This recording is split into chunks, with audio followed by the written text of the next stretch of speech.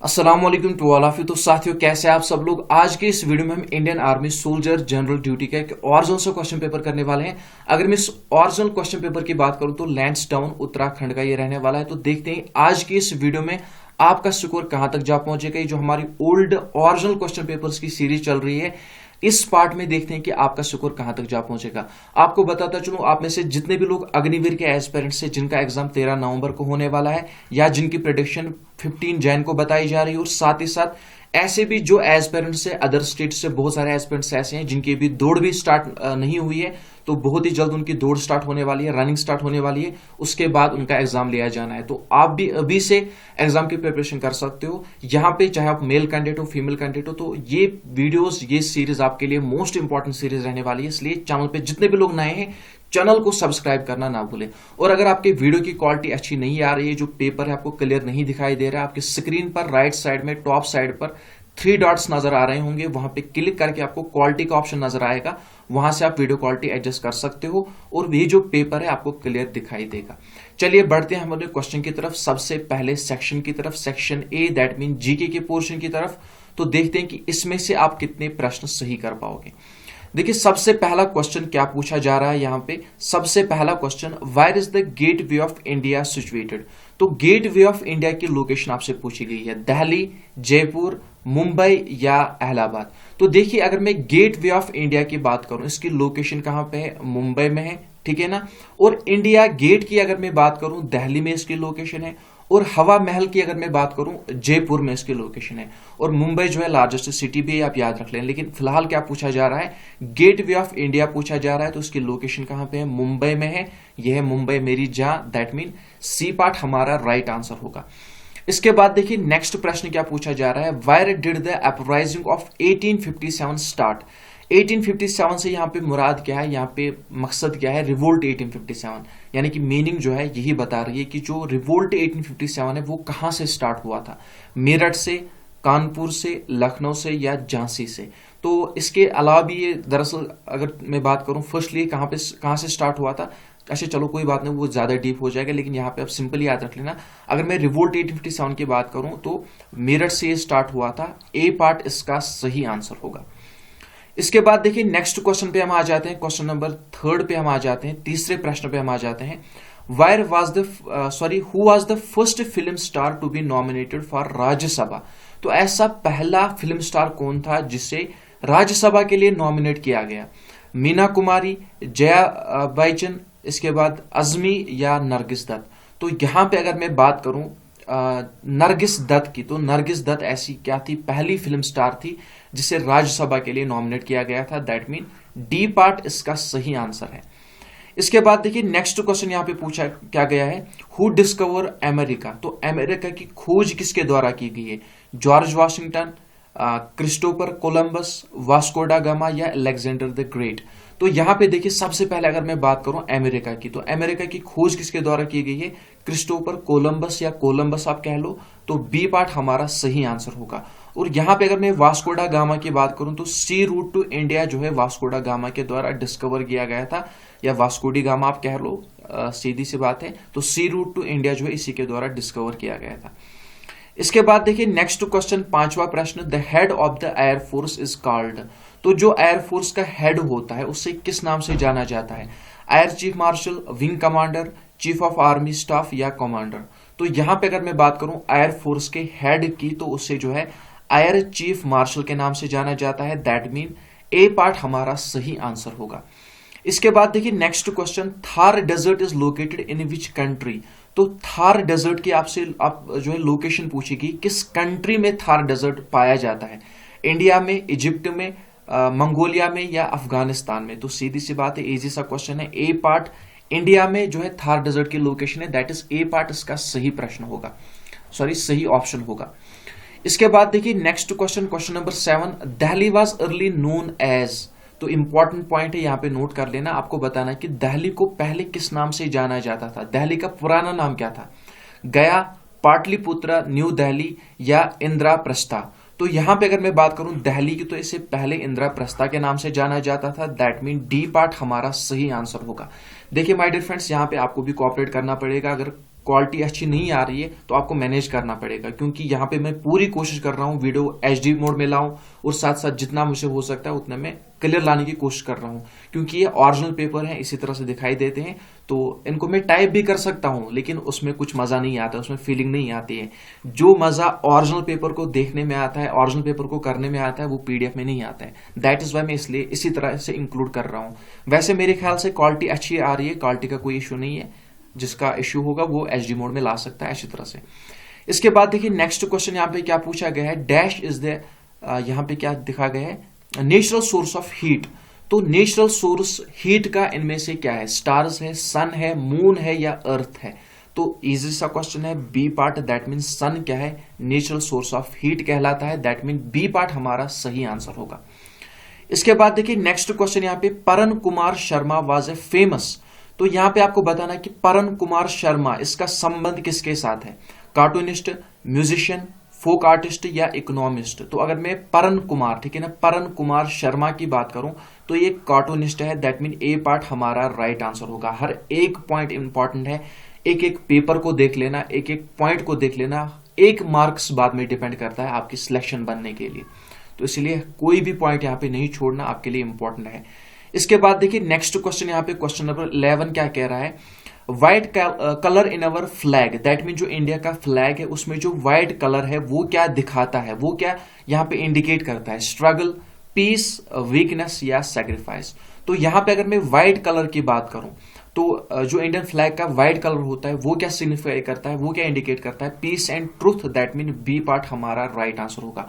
और आपके लिए होमवर्क क्या है, आपको जो है मुझे बताना है कमेंट बॉक्स में कि इंडियन नेशनल फ्लैग में कितने कलर्स होते हैं और जो उसमें जो बीच का होता है, ठीक है ना, बीच का जो होता है उसे किस नाम से जाना जाता है, उसमें जो लाइन्स होती हैं कितने लाइन्स होती हैं, और जो बाकी के 2 कलर हैं वो कौन कौन से कलर हैं और उनका काम क्या है, वो क्या इंडिकेट करता है, ये आप कमेंट बॉक्स में बता देना, आपके लिए होमवर्क है। इसके बाद देखिए नेक्स्ट क्वेश्चन यहाँ पे क्या कह रहा है, नेक्स्ट प्रश्न की अगर मैं बात करूं, question number 12, Kaziranga century situated in. तो काजीरंगा सेंचुरी की अगर मैं बात करूं, इसकी लोकेशन कहां पे है, आसाम में, कश्मीर में, उत्तर प्रदेश में या राजस्थान में। तो यहां पे अगर मैं बात करूं ए पार्ट की तो आसाम में इसकी लोकेशन है, और काजीरंगा नेशनल पार्क की अगर मैं बात करूं 1 हॉर्नड राइनो के लिए जो है फेमस है। इसके बाद देखिए next question, Sattriya folk dance belongs to which Indian state. तो जो सत्रिया फोक डांस है किस इंडियन स्टेट का फोक डांस है, आंध्र प्रदेश, मणिपुर, आसाम या उत्तर प्रदेश। अगर मैं सत्रिया फोक डांस की बात करूं तो आसाम का ये फोक डांस है, दैट मीन सी पार्ट हमारा राइट आंसर होगा।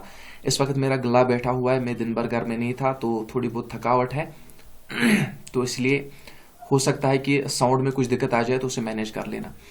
इसके बाद देखिए यहाँ पे नेक्स्ट क्वेश्चन क्या पूछा जा रहा है, question number 14, Indian railway is divided into dash zones. देखिए बहुत ही पुराना पेपर है ये, अगर मैं बात करूं इस समय की 14, 10, 12 या 17, तो आई थिंक यहाँ पे अगर मैं बात करूं तो 8 डी पार्ट जो है राइट आंसर होगा। 17 रेलवे जोन जो है जिस वक्त ये पेपर था एज पर ऑप्शन यही होगा। तो लेकिन अगर मैं प्रेजेंटली बात करूं आई थिंक यहाँ पे जो है 19 रेलवे जोन प्रेजेंटली देखने को मिलती है, लेकिन फिर भी आप चेक कर लेना, ठीक है ना, करंट का पॉइंट है ये, तो मैंने जो है अच्छी तरह से चेक नहीं किया, लेकिन जहां तक मेरे माइंड को टच कर रहा है, जहां तक मुझे याद है 19 रेलवे जोन से, लेकिन इसमें उतार चढ़ाव आता रहता है। आप एक बार खुद से चेक कर लेना और कमेंट बॉक्स में बता देना ताकि बाकी लोगों को भी हेल्प मिले, अदरवाइज मैं खुद से चेक कर लूंगा, कमेंट बॉक्स में क्लियर कर दूंगा। इसके बाद देखिए नेक्स्ट प्रश्न यहाँ पे 15वां प्रश्न, which of the following Indian has received Nobel prize for peace. यहां पे आपको बताना है कि इनमें से वो कौन सा इंडियन है जिसे पीस के लिए नोबेल प्राइज दिया गया, रविंद्रनाथ टैगोर, अमर्त्य सेन, मदर टेरेसा या हरगोबिंद खुराना। देखिए अगर मैं बात करूं पीस के लिए किसको जो है नोबेल प्राइज दिया गया, मदर टेरेसा को दिया गया 1779 में, आई थिंक यही है। तो 1979 है, 1779 है, आई थिंक 1979 है ना। यहां पे भी मैं दोबारा से कंफ्यूजन में आ गया, 1979 है, लेकिन इसे भी चेक कर लेना आपकी एक्यूरेट नॉलेज के लिए।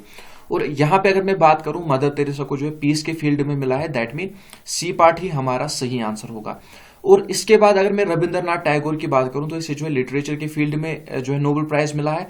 और यहां पे अगर मैं अमर्त्य सेन की बात करूं तो इसे जो है किस फील्ड में जो है नोबेल प्राइज दिया गया है, इकोनॉमिक्स के फील्ड में दिया गया है, ये भी आप याद रख लेना। लेकिन यहाँ पे जितने भी सीरियस कैंडिडेट्स हैं ना, जो भी मैं आपके लिए होमवर्क रख रहा हूँ वो आपको होमवर्क करना है। यहाँ पे क्या मैंने आपके लिए होमवर्क रखा, व्हाइट कलर जो इंडियन फ्लैग है उसमें जो बीच में वो सर्कल होता है उसमें कितने वो लाइन्स होते हैं, और जो 3 कलर हैं इसमें जो बाकी के 2 कलर हैं व्हाइट कलर के अलावा, वो 2 कलर कौन से और वो क्या इंडिकेट करते हैं। और इसके बाद जो आपके लिए होमवर्क है वो ये है कि रविंद्रनाथ टैगोर को जो लिटरेचर के फील्ड में जो नोबेल प्राइज दिया गया कब दिया गया, अमर्त्य सेन को जो इकोनॉमिक्स की फील्ड में दिया गया कब दिया गया, और मदर तेरेसा को जो है आई थिंक 1979 में दिया गया, लेकिन ये भी चेक कर लेना, ठीक है ना। तो इसके बाद यहाँ पे हमारा पहला सेशन एंड होता है, लेकिन इसमें जो होमवर्क दिया गया है उसे चेक कर लेना। मुझे सीरियस कैंडिडेट्स चाहिए जो अच्छी तरह से जो है मतलब मजा भी आना चाहिए बाद में। इसके बाद बढ़ते हैं हम दूसरे पोर्शन की तरफ, दैट इज सेक्शन बी की तरफ। यहां पे देखिए सेक्शन बी की अगर मैं बात करूं, 16वां प्रश्न क्या कह रहा है, brass is an alloy of. तो ब्रास की अगर मैं बात करूं ये किसका एलॉय है, copper and zinc, copper and silver, copper and nickel, या नन ऑफ दीज। देखिए अगर मैं यहाँ पे बात करूं ब्रास के एलॉय की, तो कॉपर एंड जिंक यहाँ पे ए पार्ट हमारा सही आंसर होगा। इसके बाद देखिए 17वां प्रश्न क्या कह रहा है, the light velocity is maximum in. तो जो लाइट की वेलोसिटी वो किस में मैक्सिमम होती है, सबसे ज्यादा किस में होती है, वाटर में, एयर में, वैक्यूम में, या गैस में। तो यहाँ पे सी पार्ट वैक्यूम हमारा सही आंसर होगा। इसके बाद देखिए 18वां प्रश्न यहाँ पे क्या कह रहा है, which of these is an oil seed. आपको बताना कि इनमें से ऑयल सीड कौन सा है, बीज, मस्टर्ड, गार्लिक, या पीस। तो यहाँ पे अगर मैं बी पार्ट मस्टर्ड की बात करूं तो मस्टर्ड हमारा राइट आंसर होगा। इसके बाद देखिए यहाँ पे नेक्स्ट प्रश्न यहाँ पे हमारा क्या कह रहा है, 19वां प्रश्न, यहाँ पे क्या है, ऑस्टोप्रोसिस, ठीक है ना। ऑस्टोप्रोसिस ये जो डिजीज है affect which part of the body. आपको बताना जो ऑस्टोप्रोसिस है ये जो डिजीज है किस बॉडी के पार्ट को अफेक्ट करती है, स्किन, लिवर, बोनस, या ब्लड। देखिए अगर मैं ऑस्टोप्रोसिस की बात करूं तो ये जो है बोनस को इफेक्ट करती है। जब बोनस वीक हो जाते हैं तो इस टाइप की ये जो डिजीज है जब इफेक्ट करती है तो इससे क्या होता है, जो सिम्टम्स है इसके, बोनस जो है वीक हो जाती है, फिर फ्रैक्चर वगैरह अगर मतलब इस तरह से होने लगते हैं तो यही काज होता है इस डिजीज का। इसके बाद देखिए यहाँ पे 20वां प्रश्न क्या कह रहा है, what is the unit of power. तो पावर का यूनिट आपसे पूछा गया है, वोल्ट, यहाँ पे क्या है, कैलोरी, वाट, या न्यूटन। तो यहाँ पे अगर मैं पावर की बात करूं इसका यूनिट क्या है, इसका यूनिट जो है वाट है, दैट मीन सी पार्ट हमारा सही आंसर होगा। इसके बाद देखिए next question, question number 21, dash is present in the greatest proportion in dry air. तो ड्राई एयर में सबसे ज्यादा क्या देखने को मिलता है, nitrogen, carbon dioxide, argon and oxygen. तो यहाँ पे अगर मैं ड्राई एयर की बात करूं तो सबसे ज्यादा इसमें नाइट्रोजन देखने को मिलता है, और नाइट्रोजन के बाद यहाँ पे ऑक्सीजन देखने को मिलता है। लेकिन सबसे ज्यादा अगर मैं बात करूं नाइट्रोजन यहाँ पे ड्राई एयर में देखने को मिलता है, दैट मीन ए पार्ट हमारा सही आंसर होगा। इसके बाद आ जाते हैं हम नेक्स्ट क्वेश्चन पे, दैट इज क्वेश्चन नंबर 22। तो देखिए क्वेश्चन नंबर 22 यहाँ पे क्या पूछ रहा है, विच of the following is most suitable for electric wiring. यहाँ पे कुछ ऑप्शन दिए गए हैं, आयरन, जिंक, कॉपर, या अल्मोनियम। तो यहाँ पे अगर मैं बात करूं कॉपर एंड अल्मोनियम की, दोनों के दोनों इंपॉर्टेंट है, लेकिन सबसे ज्यादा इंपॉर्टेंट कौन सा है, वो है copper, that mean C part हमारा राइट आंसर होगा।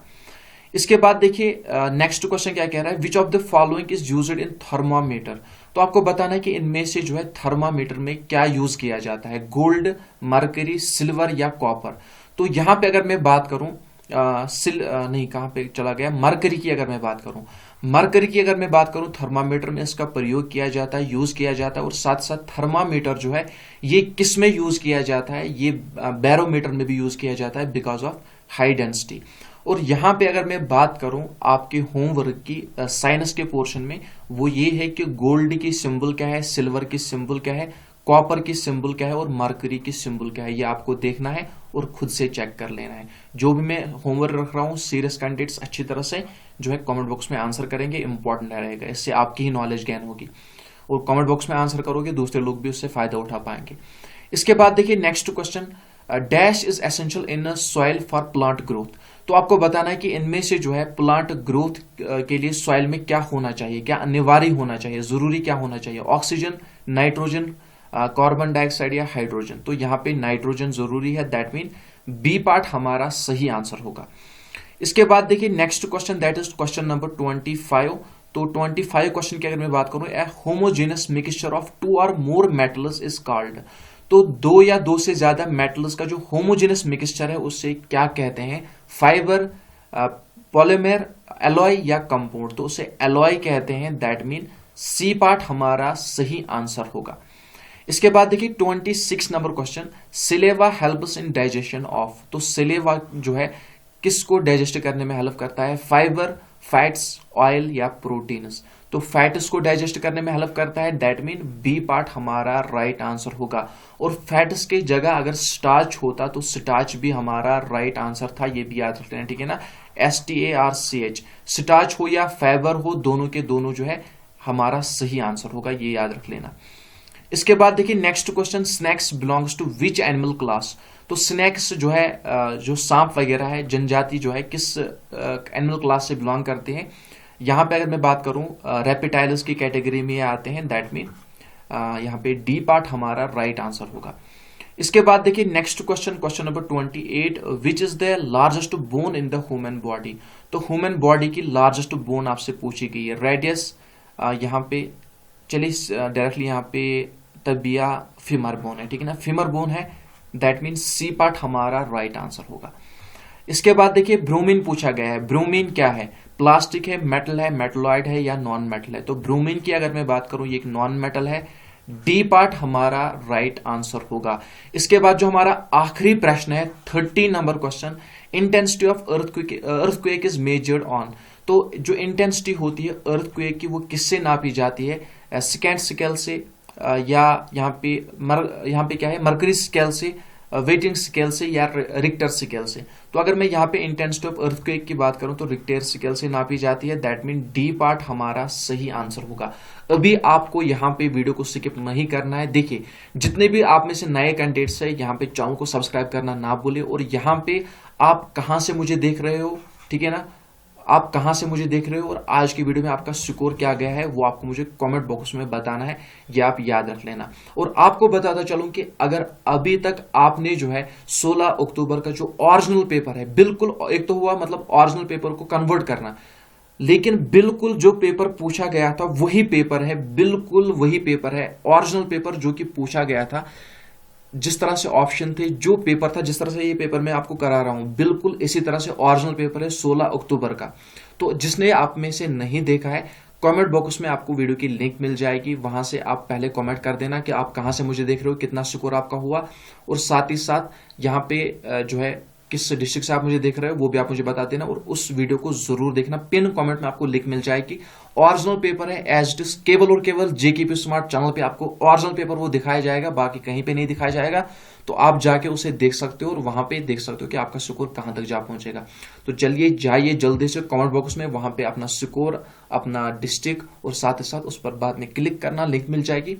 पूरा का पूरा पेपर देखना, इंपॉर्टेंट है, मोस्ट इंपॉर्टेंट पेपर है, उसे मिस मत करना। तो मिलते हैं नेक्स्ट वीडियो में, तब तक के लिए अपना ख्याल रखना, दुआ में याद रखना।